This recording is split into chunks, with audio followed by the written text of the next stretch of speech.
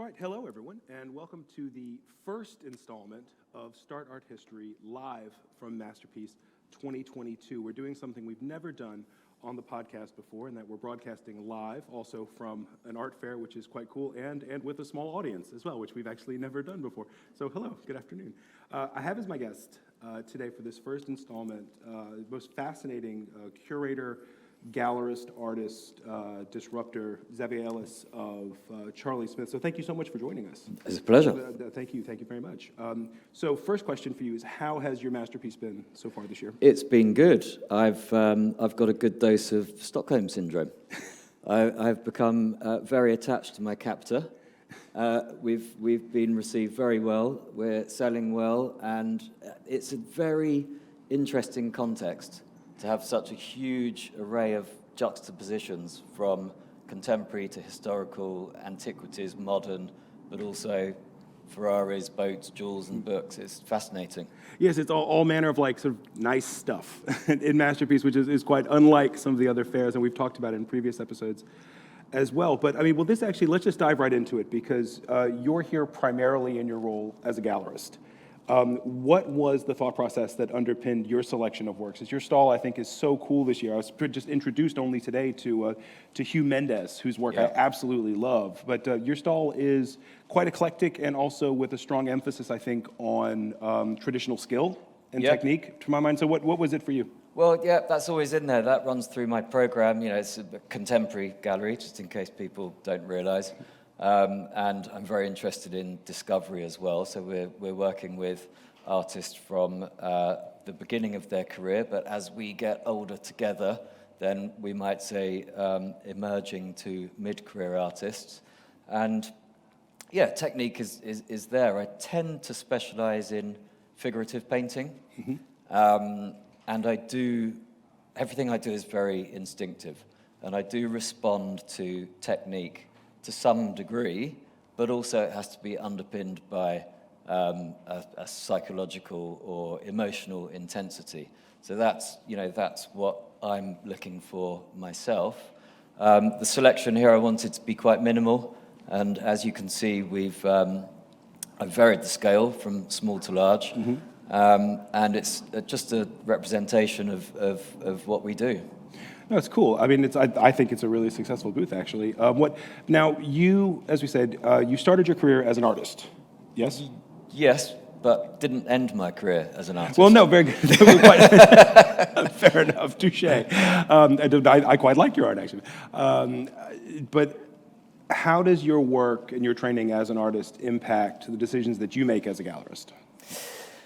I started this journey being an artist, and the reason I said that, just to clarify, is that I remain an artist as well. So I am artist, gallerist, curator, educator even. I'm about to launch an online art academy called Contemporary Art Academy with an excellent educator partner called Matthew Gibson. Such a cool idea. Yeah, and I think that there's a flow between all of these disciplines. The advantage I think I have of being an artist-gallerist, because I kind of have the feeling you might have artist-gallerists and banker-gallerists, and then maybe some sort of sliding scale in between. Sure, I know what you mean. I know what you mean. I am starting as artist-gallerist, but what I can tell you for sure, it gives me a good understanding of the processes. What it's like to be an artist, what it's like to have to hit those deadlines, to make the work, to have the work shown, to be at the private view, to be selected, to sell or to not sell. So I can talk to my artists I talk to them simultaneously as gallerist, curator, and artist. So sure. I do have a strong understanding in that sense. Okay, now you've through Charlie Smith, and actually you are Charlie Smith. Yes, that is. I do. Where does the name Charlie come from? It's a family name. I wanted to keep my name for myself, mm-hmm. And Smith is the other side of my family, so okay. I am a Smith as well as an Ellis. Nice. And Charlie Smith was my grandfather, actually, and it's a name that runs through the family. Good, work hard, play hard farmer bunch of Smiths. So. And it's an authentic pseudonym, and I thought it sounded all right. No, that's great. It does sound. It does have a ring to it. Yeah. Yeah. No, I think it's very cool. But now through Charlie Smith, though, you've exhibited in a number of unusual locations. You've done a regular series with Frieze and working with the Saatchi collection, as well as for many years upstairs at a pub in East London, if memory serves. How do you find working somewhere like Masterpiece different to some of those other sort of unorthodox locations? Yeah, well, it's quite unorthodox itself, actually. Being in an extraordinarily luxurious tent in Chelsea is perhaps the most unorthodox show I've done. Isn't it weird? Do we not, all of us, everyone in this room, inhabit such a weird world when we can regard being in a luxurious tent in Chelsea as orthodox in some way? That seems unremarkable in some way. But everything's relative. Actually, I had this conversation with my assistant before doing it, and I said to her, shall we go Chelsea or shall we bring Shoreditch to Chelsea? And she said, we'll bring Shoreditch to Chelsea. And I agreed, so we did. And what goes into bringing Shoreditch to Chelsea? Pardon? What goes into bringing Well, Shoreditch you know, we just have to be, well, I say again, this is a conversation we were having earlier, but we have to be authentic. We have to be ourselves. And yes, I ran a space above a pub in Shoreditch for 11 years. I curated a huge show called The Future Can Wait for 10 years. And we started out in Brick Lane. Basically, the idea was to present the biggest, this is with Simon Rumley, a co-curator, filmmaker, collector, and we just wanted to present the most ridiculously huge exhibition we could of young emerging artists, and so we went out and we found these great locations in the old Truman Brewery. And at that time, I wanted to basically replicate or take some of the sort of good things from the art fair model, do it for a week. So we did it during Frieze Week, as you said, put it on for a week, make it really snappy, high intensity, basically to do a satellite event, an art fair scale, but not an art fair, show the work as it should be shown.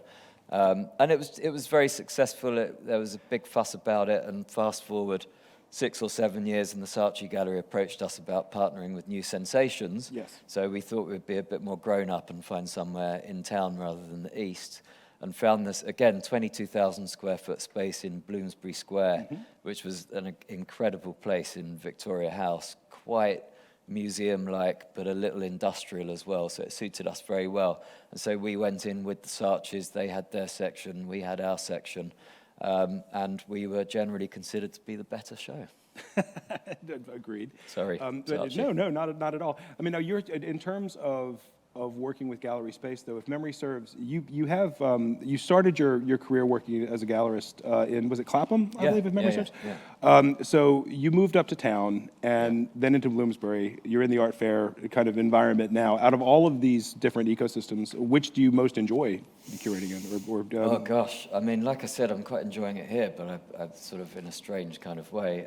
It's not real life. They're different because I do quite like doing spectacular things. So I might have to say doing something as huge and high impact as The Future Can Wait is really, a great thing to do. I mean, we capped that off with a fundraise show because we had an artist who sadly died, and we did a fundraise. Maybe that was the ultimate moment in my career so far. It wasn't just me, it was Simon and artists I work with who also curate: Rhys Jones, Kira Bennett, Alex Jean Morrison, and it was hugely successful, and we raised a lot of money for the family. And it was incredible, really. The artist community came together and donated work, and the owner of the brewery, who we got to know well, Jason Zaloof, gave us the space. But we had everything for free. One of my collectors, Stephen Carroll, owns a rum company, which is quite handy, Don Papa Rum. So they did the bar. So I think that was an ultimate experience because we knew we were doing something so fundamental as well. Isn't that such a cool idea, though, that, I mean, once you move away slightly from the kind of institutional aspect of working with Saatchi or working with Frieze or whomever, when you're calling the shots yourself, I think it provides this flexibility that you can just call in mates and say, let's see what comes up, which again does speak to a point that you and I were discussing earlier today about authenticity, about sort of keeping it real, as it were. So with that in mind, that idea that authenticity or meaning what you're doing in some way is something I know is very important to you, is that the listeners to the show know that's a real thing with me as well. What is it that you want the punters at Masterpiece to take away from stall 217, I believe it is? 217, thank you. Yeah. What do you want people to come? I mean, obviously you want them to come away with a work Paintings. of art and with an orange dot, but It's the first time I've called them, heard them called punters this week. I believe actually. punters they are. Well, I really consider that I'm in a niche within a niche, in terms of, as mentioned earlier, I just do what I believe in. So I select and develop relationships with my artists, and I want to take them to market, as we're doing this week. And I'm looking, it's like-minded curator, gallerist, dealer, working with like-minded artists, because their authenticity is also essential. I have to get to know them and know that their work is real, and also know that I can work with them as well, and that's vice versa, I'm sure. And we're looking for a like-minded audience, like-minded collectors. So, like I say, it's niche, but we're just trying to find our people. And the other people are absolutely welcome as well, but we're trying to find our people that understand what we do.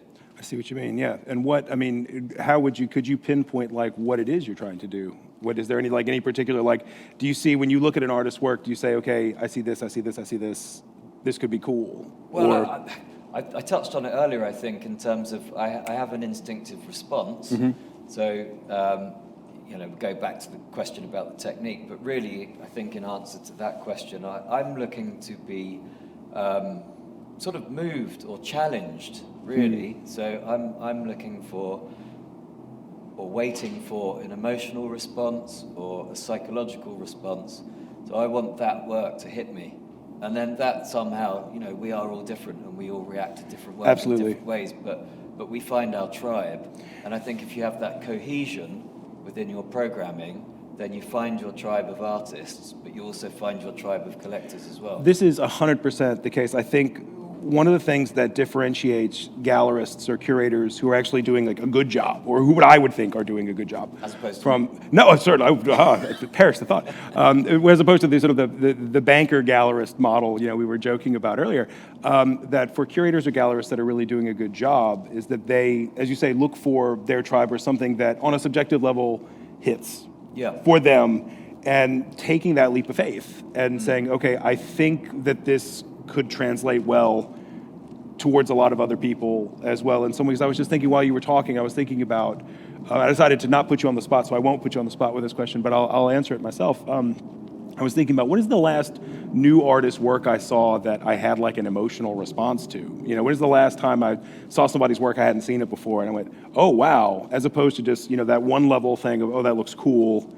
or one level up from that, I could probably sell that and make money, towards a thing where I think oh, I'm just happy to sort of live in a world where that lives. Actually, and I do have an answer for that, actually, is that we've recorded, not yet released, a podcast with a great London artist named Laura Julian, whose abstract work I absolutely love and had never seen in person before. I've seen, digital images of it. But went to her studio to record and was really these are really beautiful, nice things. I bet people want this stuff, And I just thought it was just kind of a cool idea for someone in your line of work to be able to kind of free range roam around the art world and just find people or find situations or create situations where people can have those kinds of experiences.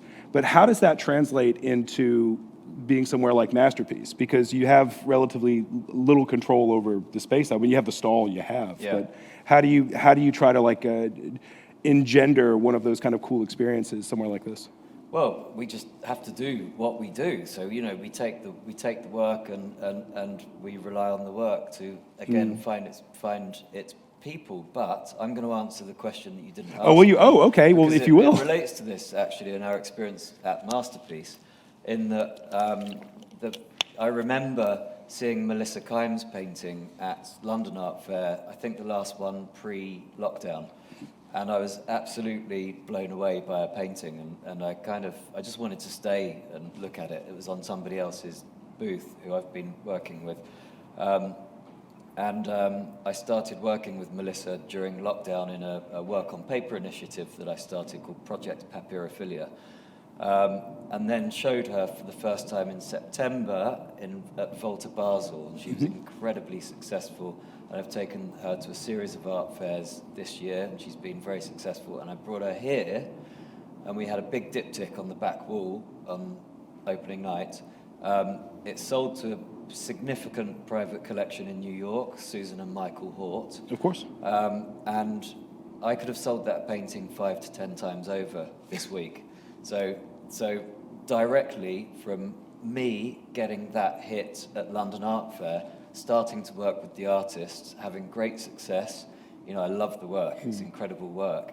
But in actual fact, I thought that would be quite niche, but it's proving to have Melissa is proving to have very broad appeal as well, and that includes very significant collectors. And she did exactly the same thing here at Masterpiece. So the experience I had at London Art Fair, a whole load of people had here at Masterpiece. That's great. So it just spreads and spreads and spreads. Yeah. And it sells, which is also, absolutely, obviously a plus. So let me ask you this. You have to join the waiting list. I'll sign me up. Yeah. How important is the money end of things? It's important galleries? because you have to keep it rolling. So it's very important. I mean, you can never let the money. From my point of view, you can't let the money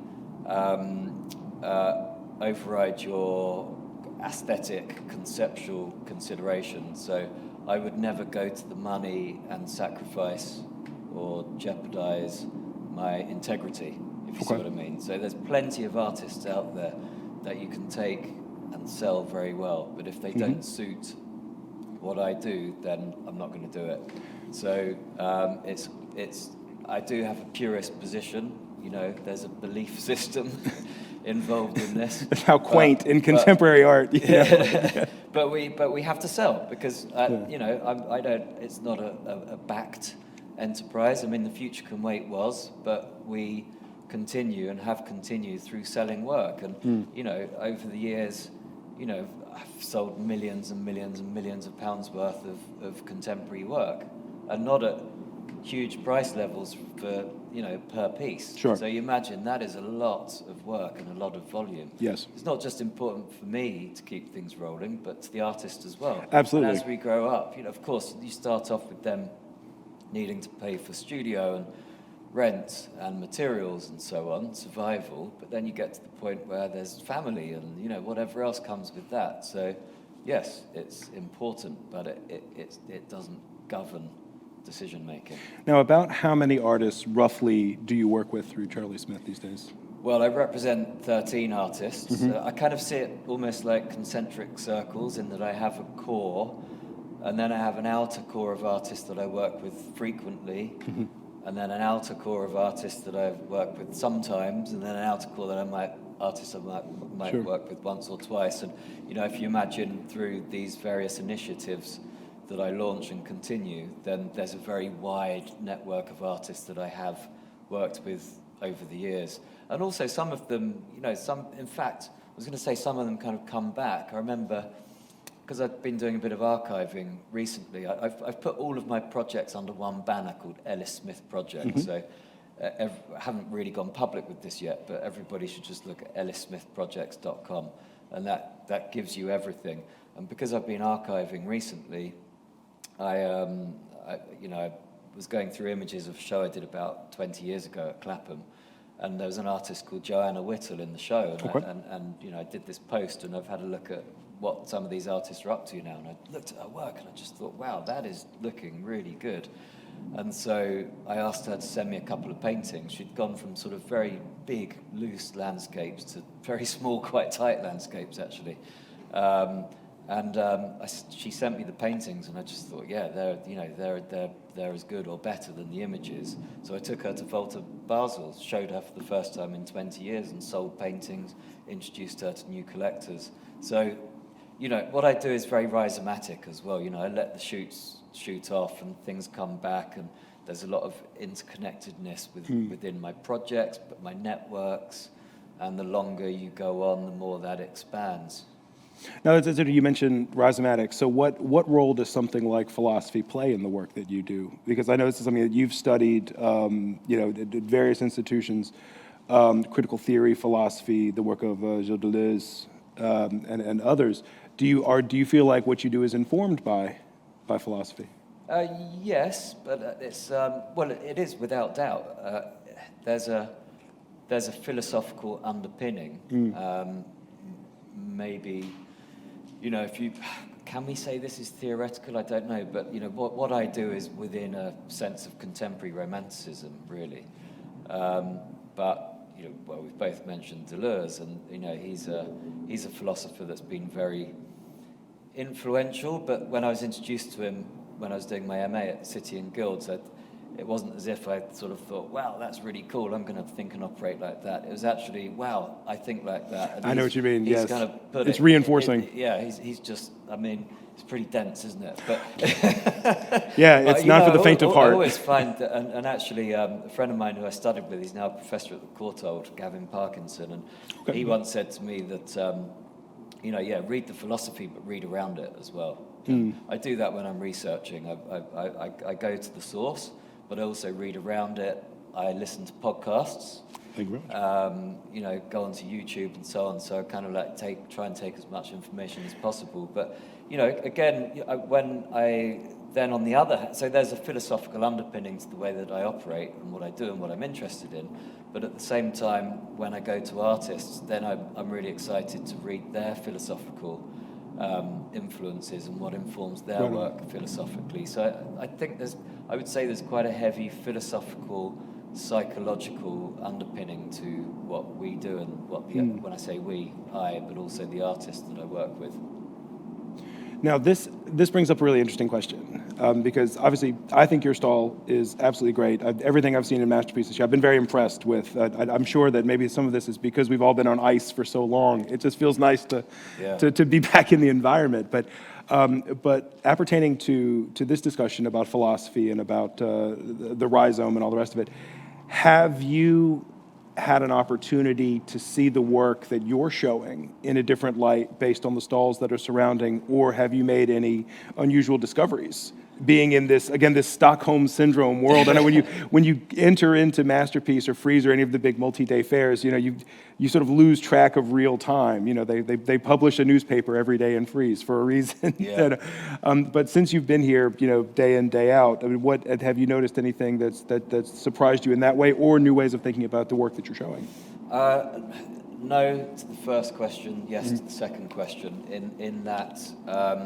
I was already aware that my programming has a dialogue with the historical, and I show at London Art Fair, and we often have that conversation about, you know, I'm showing contemporary artists, but Sam Jackson is a good case in point, who there is a dialogue, and Hugh Mendes as well, actually, between what they're doing now and mod Brit artists, for example. Or if we think about Emma Bennett, who we have here, there's a strong dialogue with Dutch, Flemish still life painting, so old master still life painting, modernism as well. So that's already loaded in. I was already aware of that, so I haven't had any revelations on that front. However, I've discovered and just looked at some amazing objects, and of course one needs to be on the stand, but I come in early on some mornings and have a look around, and everybody has to come here. I just think it's quite a mind-blowing experience. I mean, one that really got me was the Marie Antoinette's necklace, because I've done a lot of deep research into the French Revolution, so that's a kind of special interest one for me. But yeah, it's just packed full of incredible objects.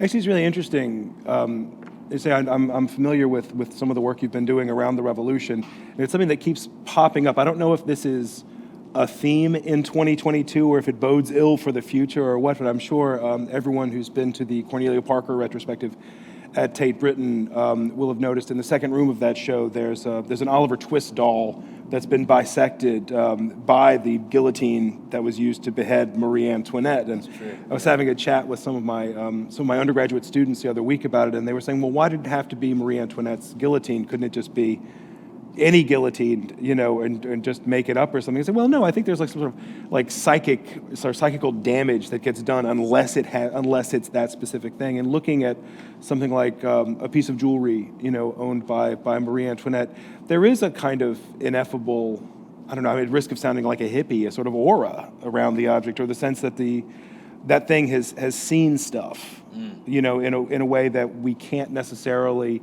fall back on when we're looking at buying or selling art of our own lifetime, because the art hasn't lived enough.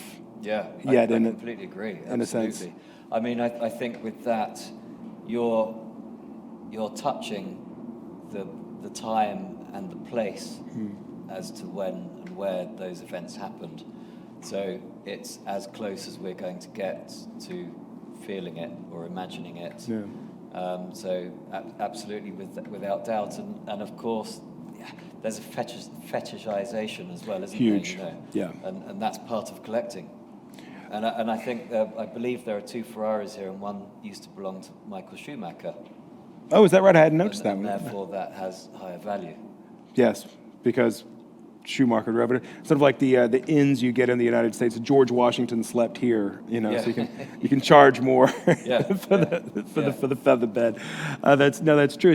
This is such an interesting part of thinking about the ecosystem of the art business in the 21st century, because I know very few gallerists, dealers, choose whatever term you want, people that sell art for a living.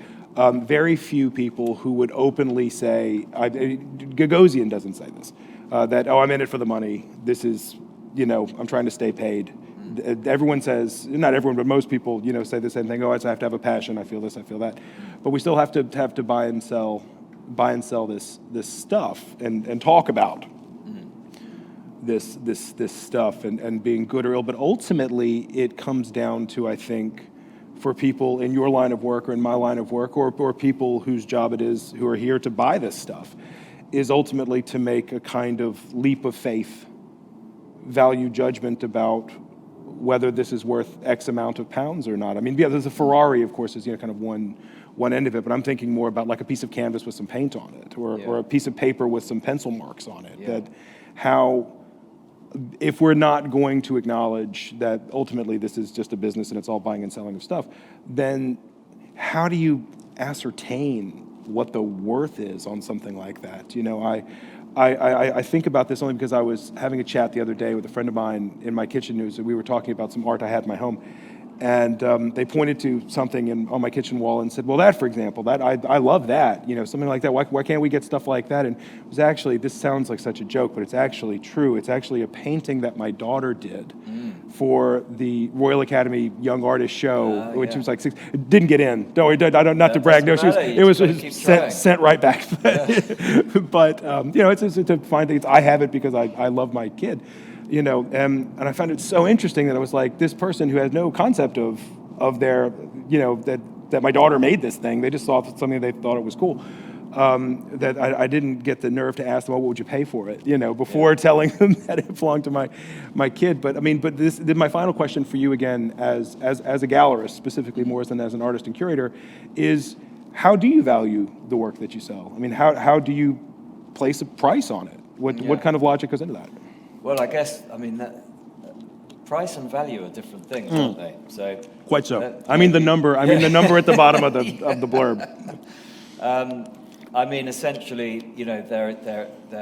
there are market forces. We start with, again, the artists need to be respected and appreciated. If an artist has particularly low prices, then in actual fact, I think it's quite exciting to take them to the market with low prices, because it's an opportunity. It's an opportunity for people to buy in, and that might be the prominent collectors, but it also could be younger or first-time collectors, and I value them all. Anyone that wants to buy a work of art, I respect and value, And just as with artists, today's big artists were yesterday's starting out graduate artists, and could say the same thing about collectors as well. For sure. So, one appreciates that. But in terms of the price, of course, some artists, many, even, graduate artists now are very savvy. And a lot of them at master's level, they've already exhibited. So there will be an established price bracket. You need to factor in what is going to be their bottom line. When you're the artist, you've got this big painting you want to sell. When are you unhappy with what you sell it for? So you've got to start with that bottom line, and you've got to work up from there. And of course, it goes by scale, and it goes by experience and track record, and then the prices they grow as we go on. There's this thing called inflation I've been reading about recently it's abroad, yes. and I think that artists need to be respected there as well, because they still have to pay their bills. So, of course, Boris might tell us that other people shouldn't inflate their prices and wages, but I happen to disagree with that. Well, quite so. Yeah. So there's a kind of, but the other thing is that it's worth what somebody will pay for it. Right? That's true. But really, inherently, it's complex. But there's always a starting point, and then we build from there, and then the price rises, and we go on and we go on. Well, this is this perpetual thing, this dance between artists, gallerists, museums, collectors. That's the kind of museum end of things is more what I'm involved with. But this thing of whether artists are willing to be in it for the long haul, in terms of not making a quick buck. Yeah. And I mean, how many times have we seen this happen where an artist works straight out of school, absolutely skyrockets, people buy up entire shows, all of this, they're hot, as it were. Yeah. Then comes the inevitable dump 2 to 5 years later, and then their work becomes effectively unsellable. Yeah. Now, that's largely a function of all the people involved in that process not believing in the work per se, but treating it as a kind of a commodity, an investment vehicle.